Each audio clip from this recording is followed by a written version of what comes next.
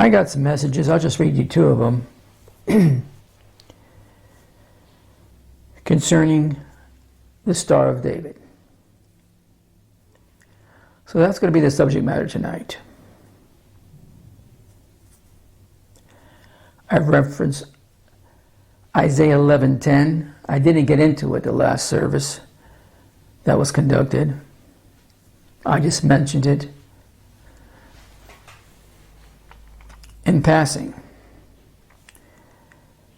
But I got a message from an HOF regarding Isaiah 11:10. Excuse me. I don't doubt the Star of David is a symbol of his family line of Jesse. I'm curious of its history. Where is the evidence to support such a claim?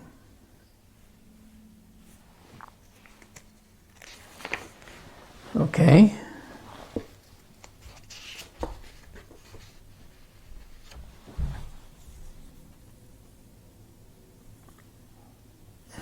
Here's a message.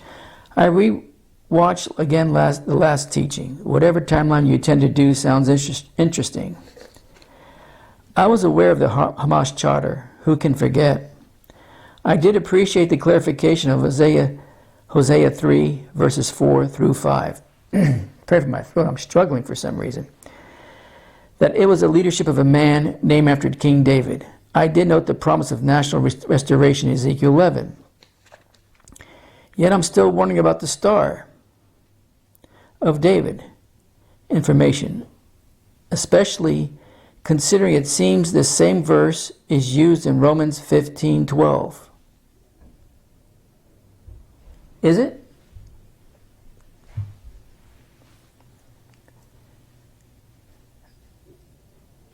I believe that's what Paul was referencing.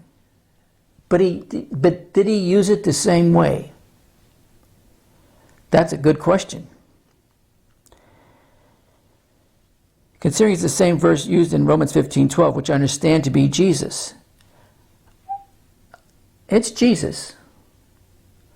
Both in Isaiah 11,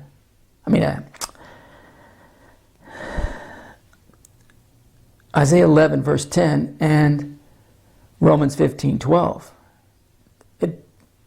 Those verses both refer to Jesus. But what's different about those two verses? That's what we'll have to look at if I have time. I understand to be Jesus that it is He in whom we hope or have our expectations through the Holy Spirit. I'm not saying it is impossible. It is impossible to have two definitions. I've even tried to look up info on it that is not linked to Kabbalah or whatever. Everything has been either copycatted, I don't even know if that's a word, or abused by Satan's minions. Just look at the cross. You find that even in the occult. I even try to look it up and info on it that is not linked to Kabbalah or whatever. I did come across an older book, and it talks about the older book. So beyond the never before given timeline, can you provide me more facts to link with the Star of David in Isaiah 11 verse 10? Well, let's look into it.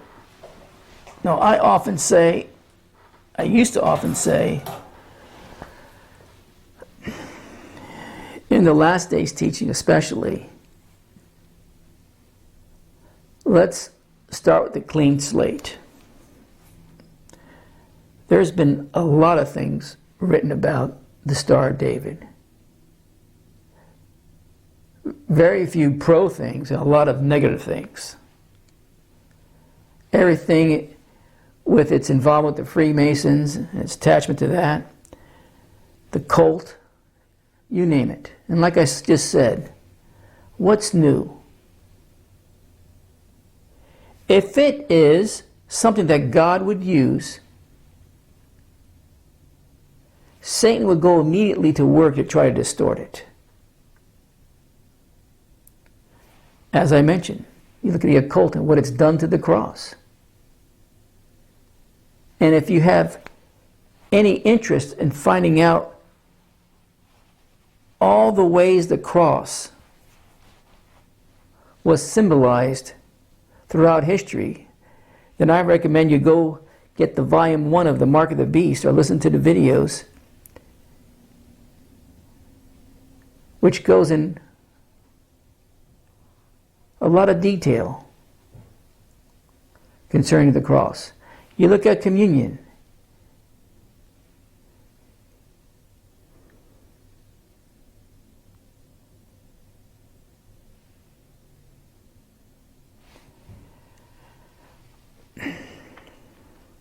It seems like people have been hell-bent to sound academically smart, especially authors, to convince us that the Star of David never existed, and when it came into existence, its design was to identify evil, amongst other things. I'm not surprised.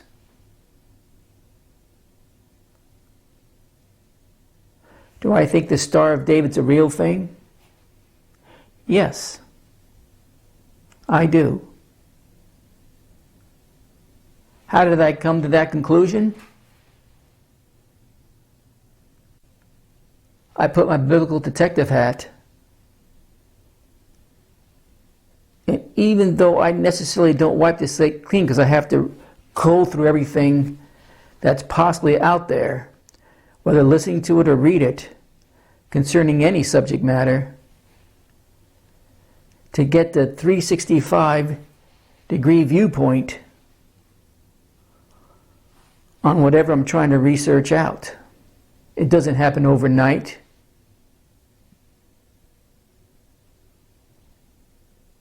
It takes a while. It takes time.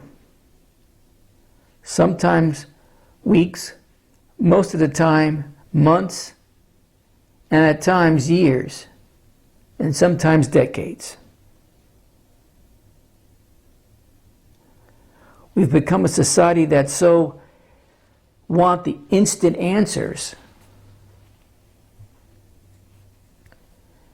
that you already come in with a biased opinion about something, and if you can find someone that agrees with your opinion, you latch onto it. And you drop all the research you were doing because you found the answer you were looking for because that was your opinion to start with. At least that was your hunch. I'm not saying the people that have written in, and I just read two of you. Two of the messages came in. There's been many. I'm not talking about any of my people, but people in general. I'm going to read you a few things from different sources, but then I'll give you my conclusion. I'll even show you some pictures tonight of some of the archaeological evidence. And just some. There's no way I was going to be able to show it all to you, but just some of it.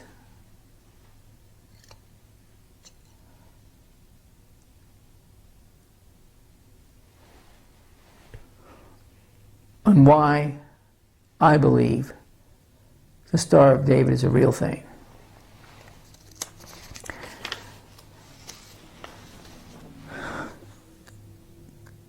Commonly known as the Star of David by Jewish people, scattered throughout the world, the Magen, it's spelled M-A-G-E-N. I'm going to write that down.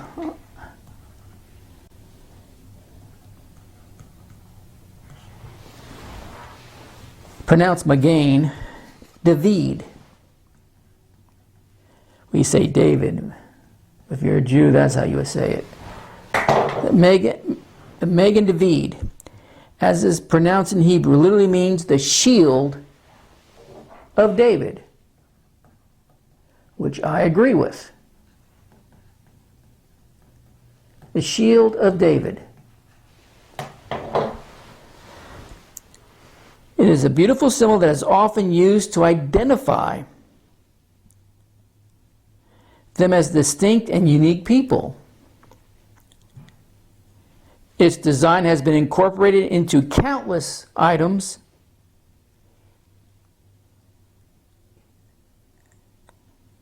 and even in some designs, such as in doorposts. Mounted on entrance of synagogues, Jewish and Christian homes, and in the architecture of synagogues and churches. Kind of like the cross has everywhere. It's the focal point of the flag of the state of Israel, and it's still used in Masonic Judaism.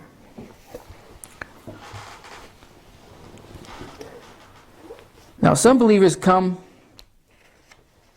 to the opinion that what they heard about the Star of David is used in satanic worship. And some people wonder whether it's right to wear it. Some wear it even as jewelry, such as the cross.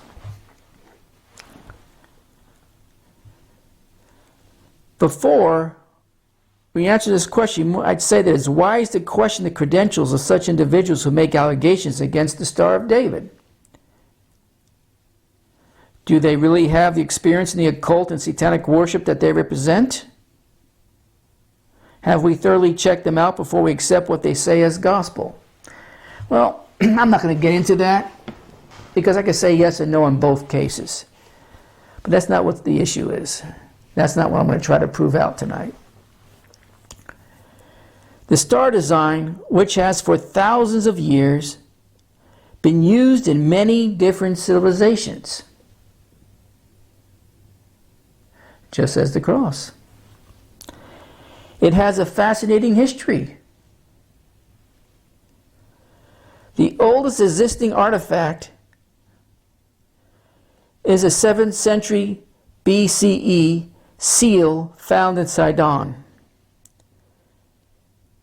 a Phoenician port in Tyre, Lebanon.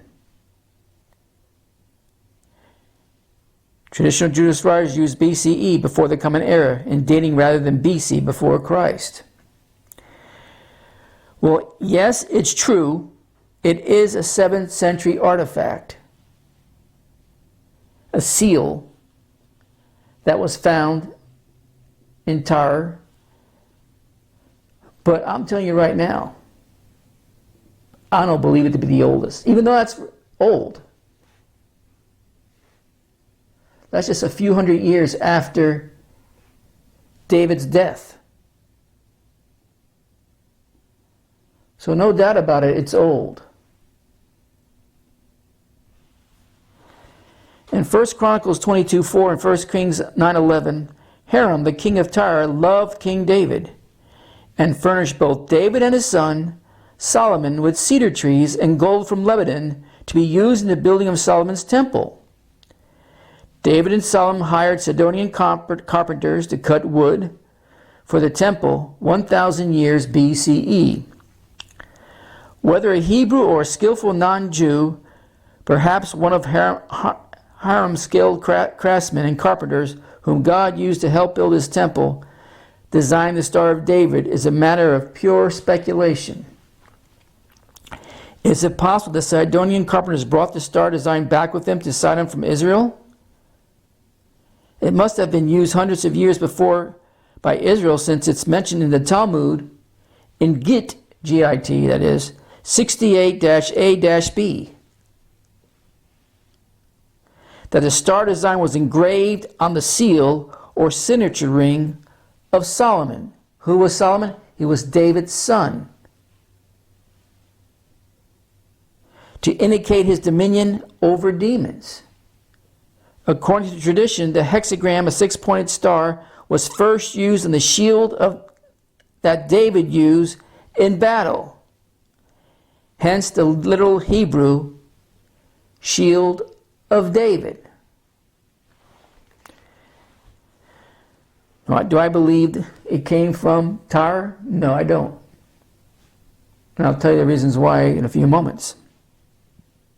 But let me just put it all out there. As Ecolaxis brings out, there is nothing new under the sun. It would be hard to find any symbol, the cross, etc., that was not, at some time in history, first sketched by a person who was not in the family of faith.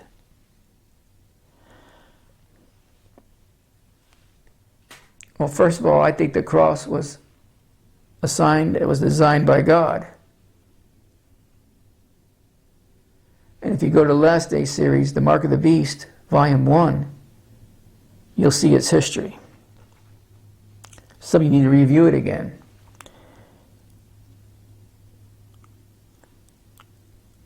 Historical evidence no more supports heathen design of the Star of David than it denies Jewish creation of it.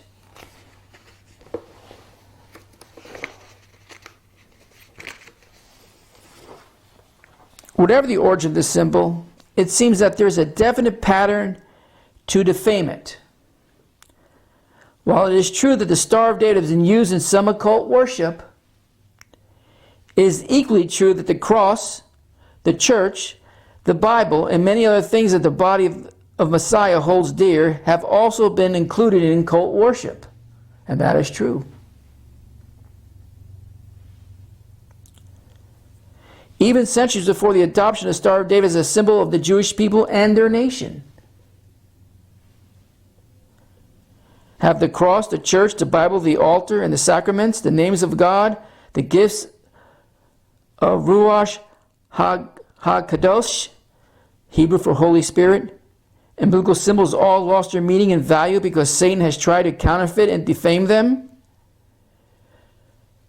Do we throw out the good with the evil? Do we let our good be evil spoken of? Unfortunately, historically, the cross has been a symbol of a Jewish hatred and death in its various forms. From the Crusaders raising it high as they burned alive many Jewish families, locked inside the synagogue in Jerusalem, chanting, "Christ, we adore you." Those of you who've been with me through the Last Day series know that I don't really hold the Crusaders in any honorable level. Listen to the series or read it. The twisted cross became Hitler's symbol of the occultic religion of Nazism during the Holocaust, which sought the destruction of the world's Jewish population. The names of the days of the week, Sunday, Monday, Tuesday, etc., and terms like Easter, inserted in the book of Acts in place of Passover, all had heathen origins, yet believers use such terms freely. Why then, when it comes to a Jewish symbol, is the possible origin of the symbol so important? Is this not a double standard? In the last 19 centuries, there has been a definite pattern to defame that which God has ordained as good. Satan has certainly defamed in the eyes of the Jewish people and others such terms as Christ, Jesus, cross, convert, and Christian through almost 2 millennia of the most cruel torture and murder by counterfeit Christians.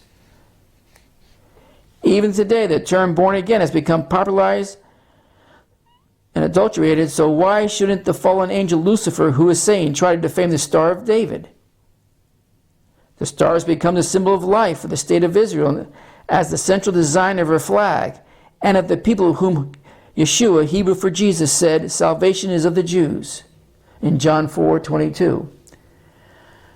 By the time I'm done with this tonight, hopefully, the Jews don't even realize what that star symbolizes. They think they do. They put their own meaning on it. But what they don't even realize, and hopefully you'll get to that point tonight, they're proclaiming Jesus. Well, I never heard it put that way before. No one else says that. Well, you know what? Maybe tonight some more will start saying it. When the 2.5 tribes of Israel helped the 9.5 tribes conquer Canaan, before the 2.5 tribes returned to the east side of Jordan River to settle, they built a Mount of Rocks.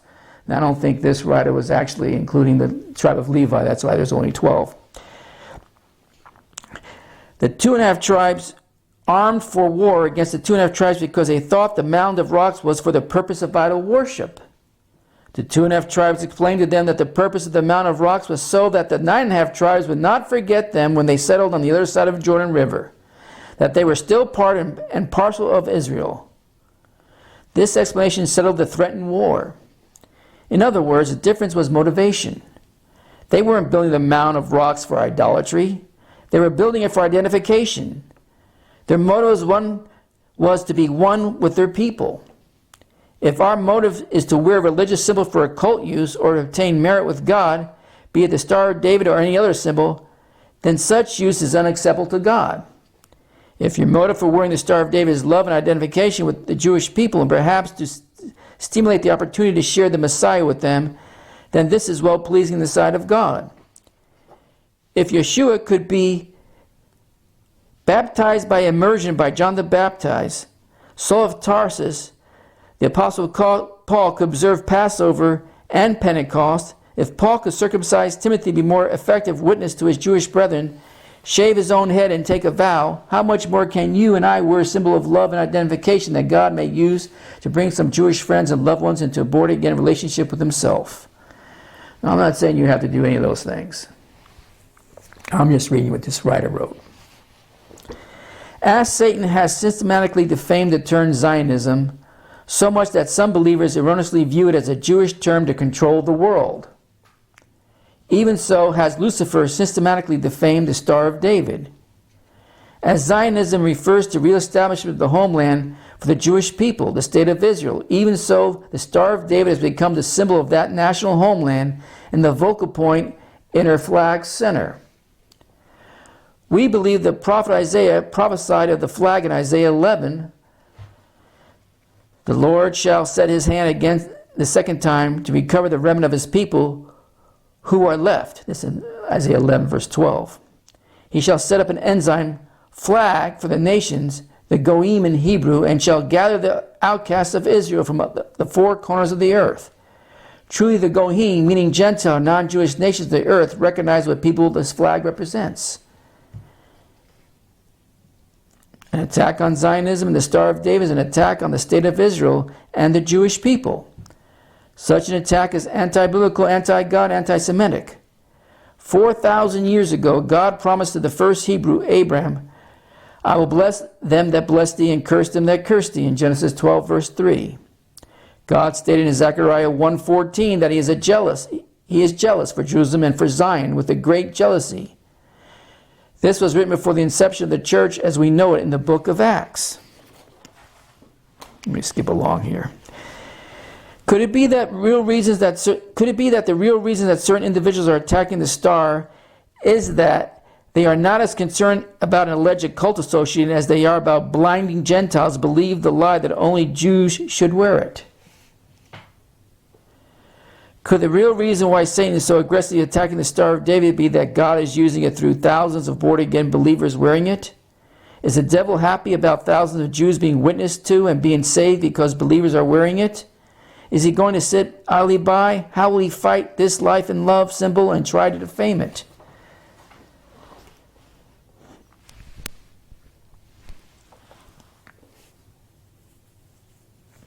Messiah as a star is scripturally first seen in the book of Numbers 24:17 and 19. The prophet Balaam was asked to curse Israel, and he refused in obedience to God. Instead, Balaam blessed 3 times and prophesied, quote, a star shall come out of Jacob, a scepter, or ruler, shall rise out of Israel, and out of Jacob shall come someone who will rule. God has promised that the Messiah of Israel will be from the root of Jesse, David's father, in Isaiah 11, verse 10. In studying every connection in Scripture between David and his greatest son or descendant, Yeshua, the following 3 truths hit home. whoever the Messiah was going to be had to be born of the seed of David, to be born in the city of David's birth, Bethlehem, Hebrew for the house of bread, and return to earth to sit and rule the world from the throne of his father, David, in Jerusalem. Hence the seed of David, the city of David, and the throne of David. Interestingly, God chose to announce the birth of the son of David, the promised rising star, with his star in the east. For a period of 2 years, this brilliant star lighting the night sky led the wise man, or the Magi, to Bethlehem. Peter calls Yeshua the morning star in 2 Peter 1:19. One Bible verse incorporates the two words star and David. In Revelation 22:16, this powerful statement was made by Yeshua himself in the closing words of the Bible. Quote, I, Yeshua, have sent my angel to testify unto you these things in the congregation. I am the root and the offspring of David, the bright and morning star, end of quote. Yes, God himself promised a star of David. May we never let our good be evil spoken of, neither by man or Satan. May God mightily use this symbol as a powerful witnessing tool for the harvest, opening up untold opportunities to share Messiah with both Jew and Gentile alike. Now, I necessarily don't agree with everything in this write-up, but some things that I do agree with, including, first and foremost, the Star of David has been defamed, I believe, organized by the unseen minions controlling the pawns of the seen world to defame it.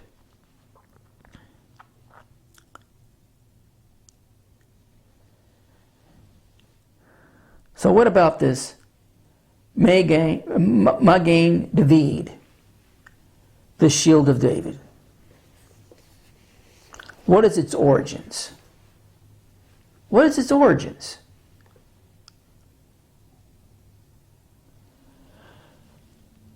Another source.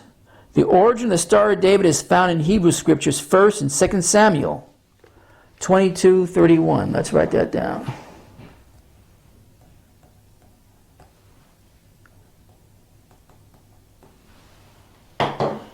In the Old English King James language of the 1600s, it would be the word buckler.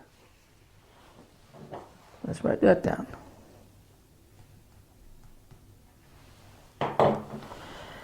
This is the exact same Hebrew word used in verse 36, where it's translated shield. The word is pronounced Magen. You will hear the word in Jewish communities said thus, Magen David, or the shield of David. Throughout David's writings, at least by the Spirit of God, he made references to his protection as the shield of God. In Texas, in the scriptorium, a scroll that was moved to America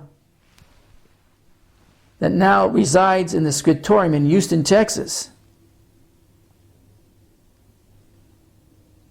This particular scroll emphasizes Samuel 22, verse 36, which reads, Thou hast given me thy shield of thy salvation, and thy gentleness has made me great. Let's just go to it. Let's read it at the King James Version. 2 Samuel 22, verse 36. Thou hast also given me the shield of thy salvation. Underlined shield and underlined salvation there. And thy gentleness has made me great. No, has multiplied me would be a better translation there. It is so fitting that the word after shield, or the Magen, is the name of the one in that verse who was a shield to everyone who will come to him for salvation. His name is salvation. Yeshua in Hebrew, Jesus in English. You really want to get technical with it.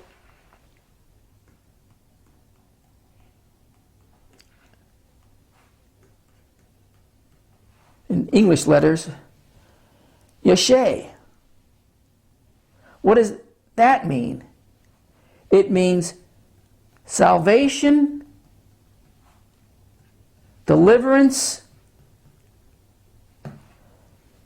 victory. His name is salvation. Yeshua in Hebrew, in Hebrew, Jesus in English.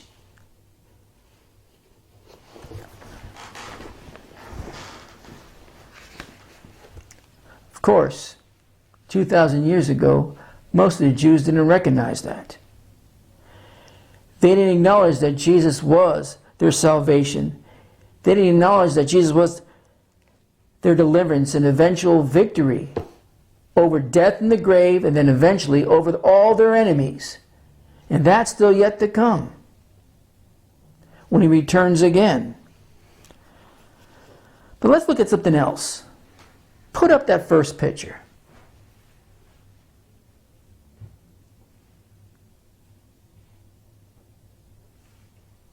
That just looks like a flower to you, doesn't it?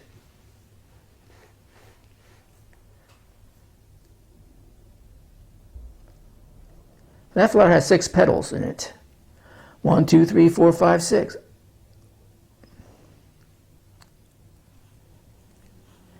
You know what kind of flower that is? It is well recognized that the crocus flower, that's spelled C-R-O-C-U-S, God has a message in everything. We know he has a message of the gospel in the stars. There's a message in the colors. There's message in numbers. There's a message even in the atoms, A-T-O-M-S. Could he have a message also in such things as a flower, especially a purple crocus? It is well recognized that the crocus flower is the emblem of David in ancient Israel. Now there's an ancient altar. Put it up. It's not a very good picture. Pictures are hard to come by. But put up the next picture. An ancient altar discovered in Israel has the crocus flower carved into its altar. Many places on that altar, on that slab of stone that was carved into an altar. These are old. I'm not talking about 100 years old. I'm not talking about 1,000 years old. Much older than that. Put up another picture. The next picture. Because I'm running out of time, so I have to go through these a little faster. That's not a very good picture, but there's thousands of olive oil lamps that were found at the pool of Siloam. A lot of these were found in 2004. Now this pool is located at the southwest corner of the old city of David. That's just one of the lamps. On the bottom of these lamps, you find, once again, the crocus flower, the shield of David. Countless times in the last 1,000 years, the crocus flower and the star are shown together in Jewish carvings and drawings, such as even in ancient doorposts, and many doorposts. Put up another picture up there, the next picture, I believe. Now, it's going to be hard to see this picture, but this is a photo from an ancient doorpost from a synagogue. The origin of synagogue is not really certain, but the scrolls enclosed in the base of that post indicates a great age. Notice that the crocus flower carved many times within the star, which is going to be hard to even see there, unfortunately. The Star of David, which is properly called the Magen David, the Shield of David, as mentioned in what we just read, 2 Samuel 22:36. You can also find it in Psalm 3:3. You can write that down and read it later. And many other places originating with the crocus flower. Perhaps David saw the beauty in it and the gentleness of it, the gentleness of this flower on the hills of Israel when he was a shepherd boy, and took its form as its emblem. Now this emblem has evolved throughout time to the star shape, most commonly seen now in the Western world.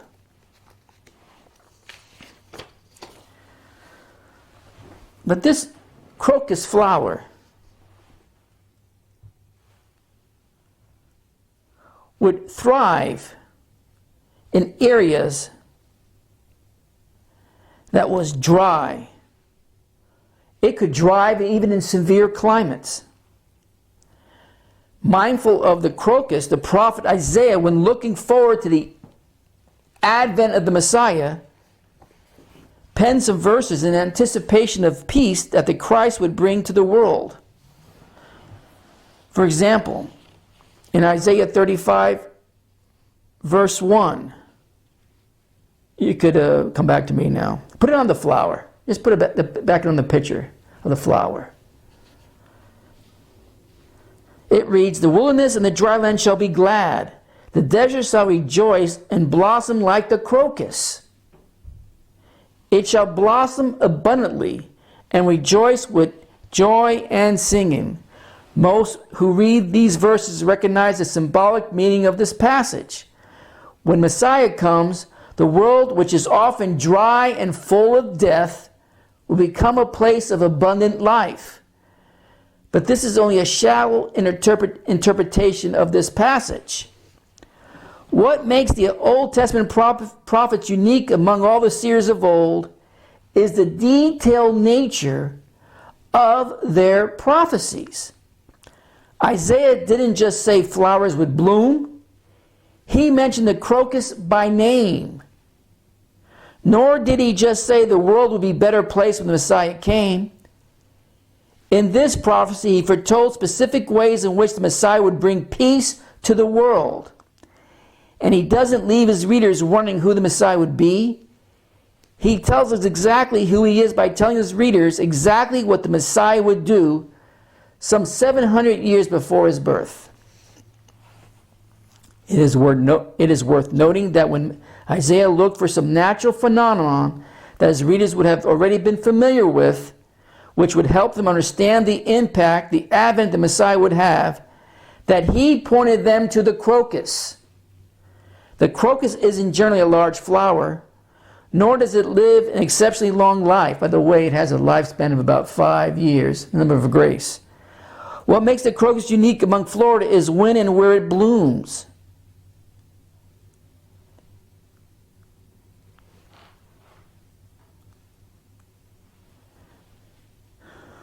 Most of the time it blooms near the end of winter. It is the first sign, I want you to listen closely now. It is the first sign of new life before spring arrives. It is hopeful.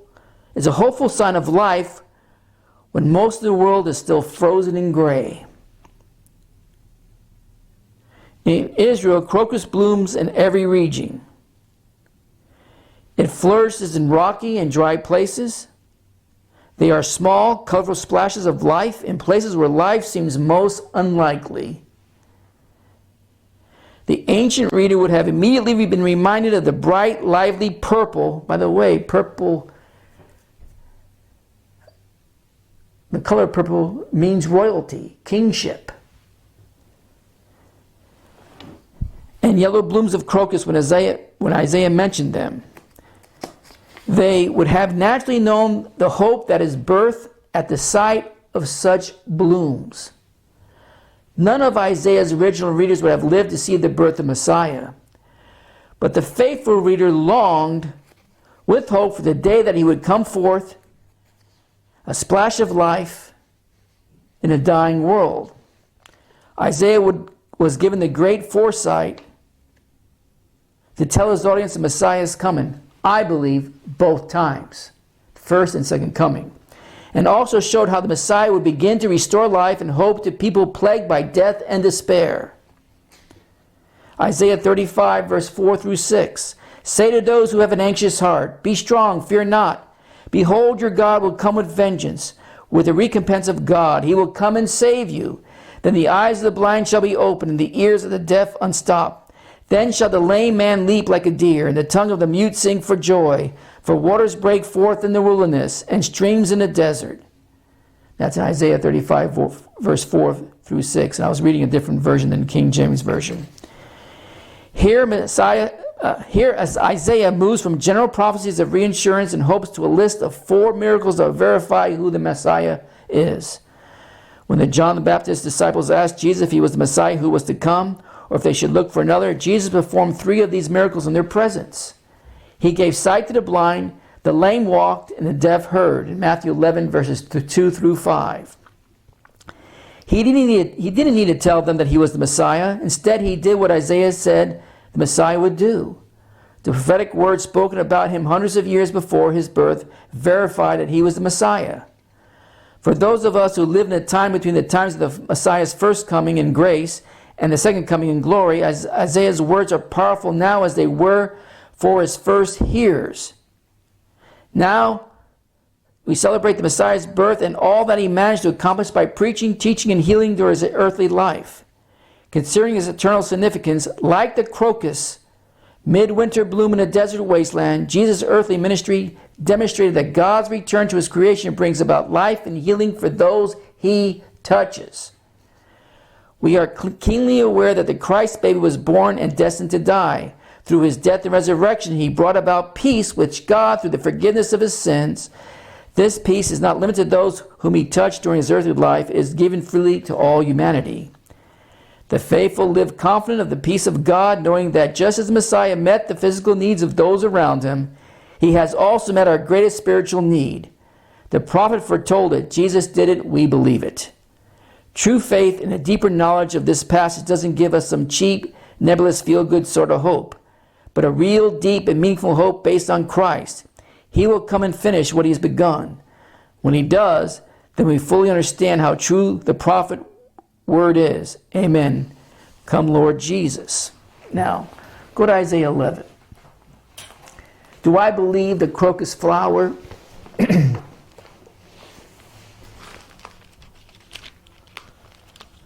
was eventually become the shield of David or the buckler of David? I do.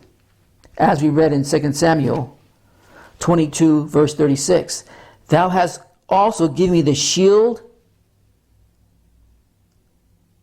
the crocus flower. What does that mean? Well, I just told you what it meant. What does the crocus flower symbolizes? New beginnings, rebirth. It's kind of ironic. The Star of David in modern times came back into existence on the rebirth of Israel as a nation in 1948. It had new beginnings, just as was prophesied.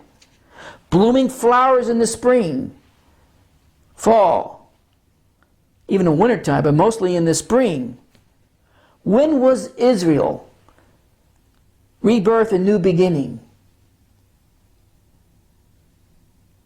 In the spring. May. It's Independence Day.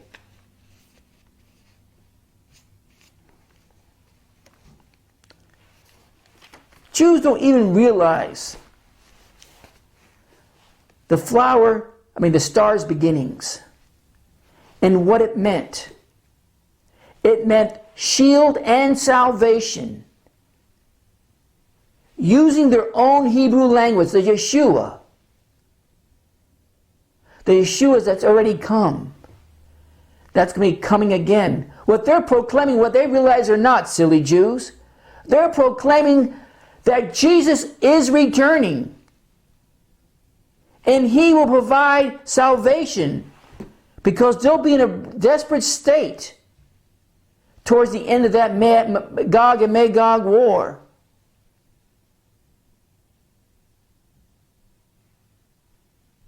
And their salvation, they miss it the first time. They're not going to miss it the second time. Their salvation, their deliverance, and victory will come. They're already proclaiming it without even knowing it, by using that star. I don't have time to show you all the artifacts that's been found that makes that connection, that takes that star all the way back to the crocus flower, and then it evolved from the crocus flower into the star that it is today. But before I run out of time, and I'm just about out of time, let's go to to Isaiah chapter 11, because I want to point something else out.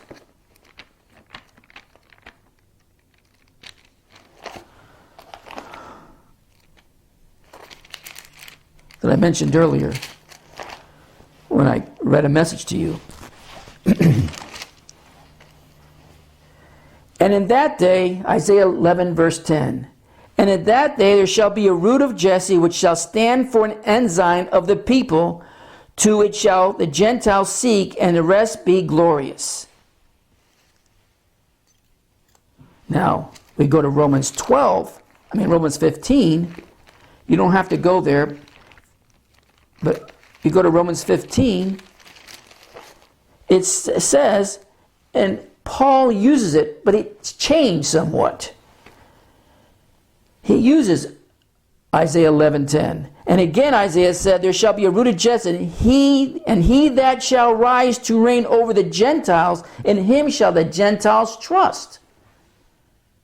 A little bit different context. Still quoting Isaiah 11:10, but in different context. Here, in that day shall there be a root of Jesse, which shall stand for an ensign of the people.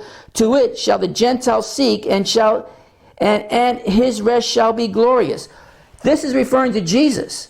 But this is not referring to Jesus and what will happen when we see in verse 4, which is a whole different situation that takes place, that also mentions the word ensign in it, which means the same thing, by the way, the same words being used. Now, it says, in that day, in verse 10, be a root of Jesse, which shall stand for an ensign of the people. To it shall the Gentiles seek, and it shall rest be glorious. What does this ensign mean is the next step that we need to take here. There's 3 words. I'm going to go over the time, but I have to do this. So there's off, there's nes, and there's degal, or degel.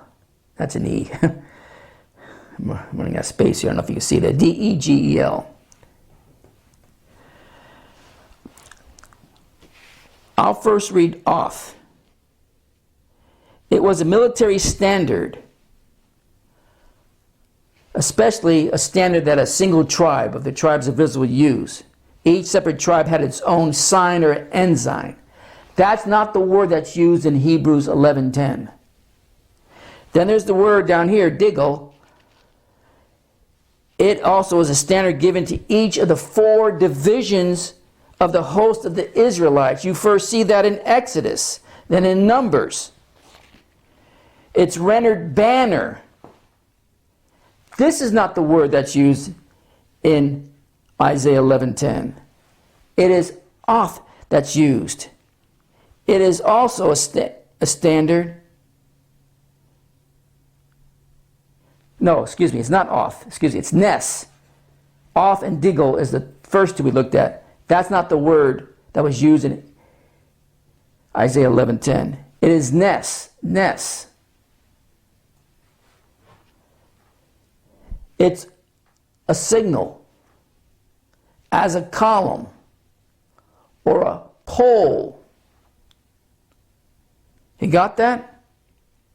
Let's just write down pole. It was a standard or signal or a flag placed on a high mountain to point out to the people whatever it was trying to communicate or alert. That is the word that you see in Isaiah 11 verse 10. You see it again in verse 12. Same word. Nes. Pole. You got that? This distinction between these three Hebrew terms, it's marked by their respective uses, friends. Nes is a signal, usually exhibited on the top of a pole or a pole, sometimes placed on a mountain. What does that remind you of?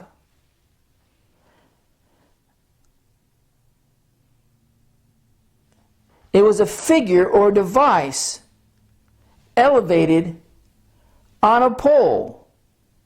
It could have been an animal. It could have been a boat. It could have been a king's name. It could have even been a person. That's what Nes means. Here in Isaiah 11:10, it's referring to Jesus.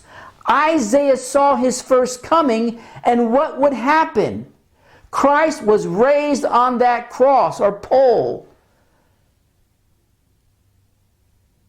Stauros in the Greek. A wooden pole. That's what that's referring to. And it would bless the Gentiles. And what did Paul see or mention in Romans 15? He said, and again Isaiah said, there shall be a root of Jesse, and he that shall rise to reign over the Gentiles. In him shall the Gentiles trust. You know what that shall rise mean? In the Greek? Raise from the dead. Isaiah 11:10 saw Christ on that stauros, on that pole. Paul's using that same verse, but now in a different context, a risen Christ that was taken down from that pole, was buried, and he rose 3 days later.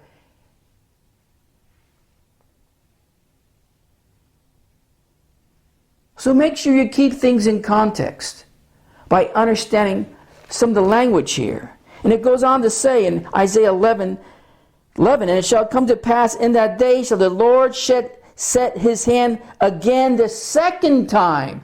Now from Isaiah 11:10 to 11:11, we have now a second time.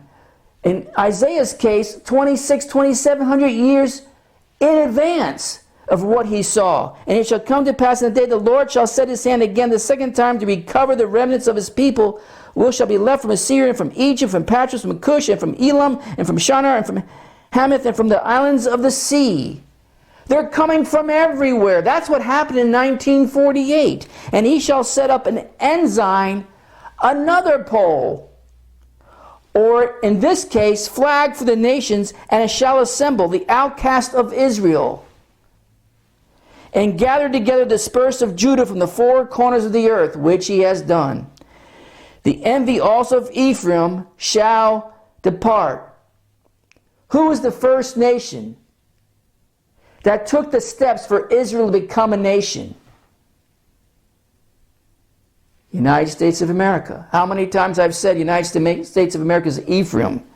And the adversaries of Judah shall be cut off. Ephraim shall not envy Judah, and Judah shall not vex Ephraim. And that's exactly happened in 1948. You move on to verse 14, and I'll leave it there tonight. But they shall fly upon the shoulders of the Philistines toward the west.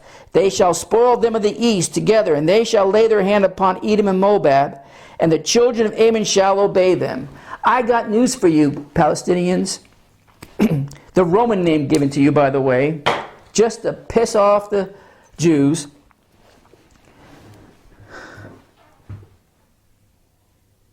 You shall obey.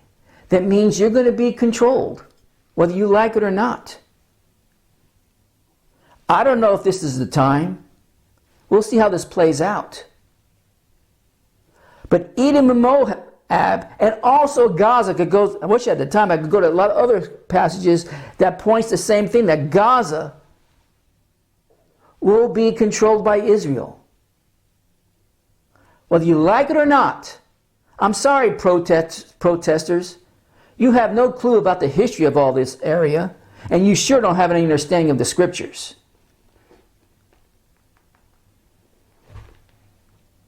But I wanted to point out tonight,